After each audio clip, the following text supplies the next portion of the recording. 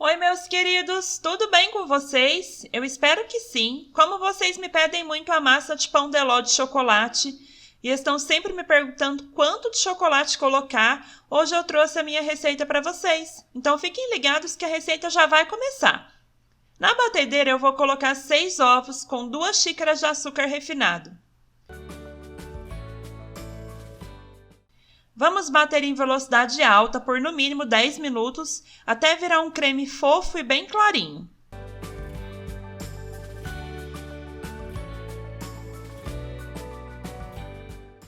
Esquenta 250 ml de água ou leite e acrescenta 3 colheres de sopa de óleo. Gente, não é fervendo, é para estar quente só, tá? E aí diminui a velocidade da batedeira e coloca a água com óleo.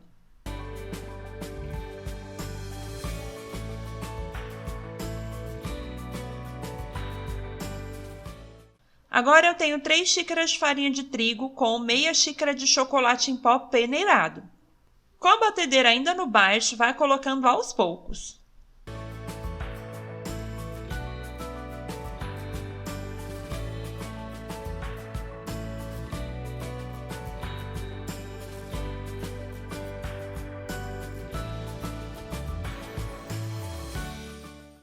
E agora vamos colocar uma colher de sopa de fermento em pó.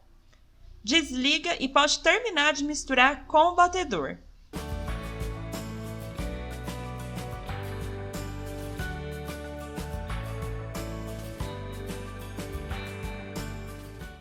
A minha forma tem 23 centímetros, está forrada com papel toalha no fundo. Leve para assar em forno pré-aquecido a 180 graus. A minha massa está fria e agora eu vou tirar o topinho primeiro.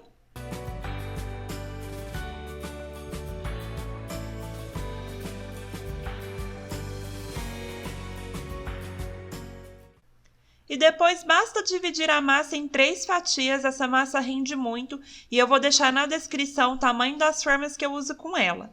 E essa é a minha massa padrão para bolos confeitados, eu só uso ela.